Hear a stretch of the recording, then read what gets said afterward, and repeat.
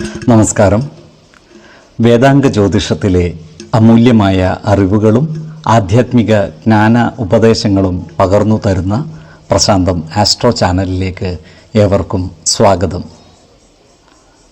ഈ ചാനൽ ഇതുവരെയും സബ്സ്ക്രൈബ് ചെയ്യാത്തവർ ഇപ്പോൾ തന്നെ സബ്സ്ക്രൈബ് ചെയ്യുക. നോട്ടിഫിക്കേഷൻ ലഭിക്കുന്നതിനായി ബെൽ ബട്ടൺ അമർത്തുമല്ലോ. ഒപ്പം ചാനൽ ലൈക്ക് ചെയ്യുക, ഷെയർ ചെയ്യുക, കമൻറ്റ് ചെയ്യുക. കൊല്ലവർഷം 1200 ആണ്ടിലെ വൃശ്ചിക സംക്രമം കാർത്തിക നക്ഷത്രത്തിലാണ്.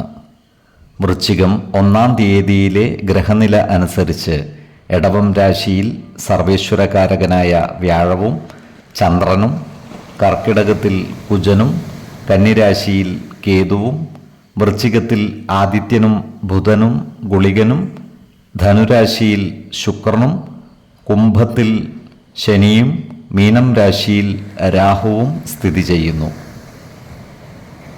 അവിട്ടം നക്ഷത്രത്തിൽ ജനിച്ചവർക്ക് വൃശ്ചികമാസം ഗുണഫലങ്ങൾ കൂടിയിരിക്കും.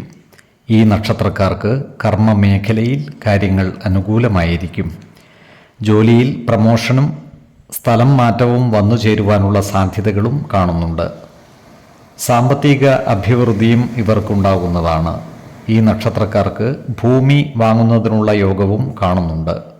എന്നാൽ ഭവന നിർമ്മാണത്തിനായി ഭൂമി വാങ്ങുന്നവർ ഭൂമിയുടെ വാസ്തുപരിശോധന നടത്തുന്നത് ഉത്തമമായിരിക്കും. വിശ്വാസികളായവർക്ക് ജാതക പരിശോധന നടത്തിയും ഈശ്വര പ്രശ്നചിന്ത ചെയ്തും ഗുണദോഷ വിചിന്തനം നടത്താവുന്നതുമാണ്.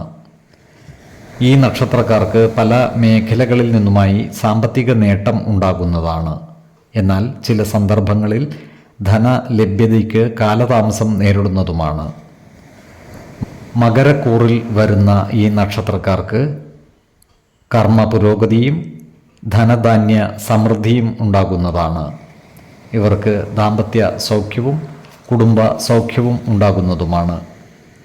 വിദ്യാർത്ഥികൾക്കും മറ്റു പഠിതാക്കൾക്കും പഠന പുരോഗതിയും പരീക്ഷകളിൽ ഉന്നത വിജയവും ഉണ്ടാകുന്നതാണ്. കുംഭക്കൂറിൽ വരുന്ന ഈ നക്ഷത്രക്കാർക്ക് ബന്ധുജനങ്ങളുടെ സംയോഗവും സഹകരണവും ഉണ്ടാകുന്നതാണ്. എന്നാൽ സഹോദരന്മാരുമായി അഭിപ്രായ ഭിന്നതകൾ വന്നു ചേരാതെ സൂക്ഷിക്കുകയും വേണം. ധനനേട്ടവും ഭക്ഷ്യസമൃദ്ധിയും ഇവർക്കുണ്ടാകും. ഈ നക്ഷത്രക്കാർക്ക് ഏർപ്പെടുന്ന കാര്യങ്ങളിലെല്ലാം വിജയം വരിക്കുവാൻ സാധിക്കുന്നതുമാണ്. ക്രിയാത്മകമായ പ്രവർത്തനങ്ങളിലൂടെ ജനമനസ്സുകളുടെ അംഗീകാരം നേടിയെടുക്കുവാൻ ഇവർക്ക് സാധിക്കുന്നതുമാണ്. ആരോഗ്യ കാര്യങ്ങളിലും ഈ നക്ഷത്രക്കാർ ഒരു പ്രത്യേക ശ്രദ്ധ പുലർത്തുന്നത് ഗുണകരമായിരിക്കും.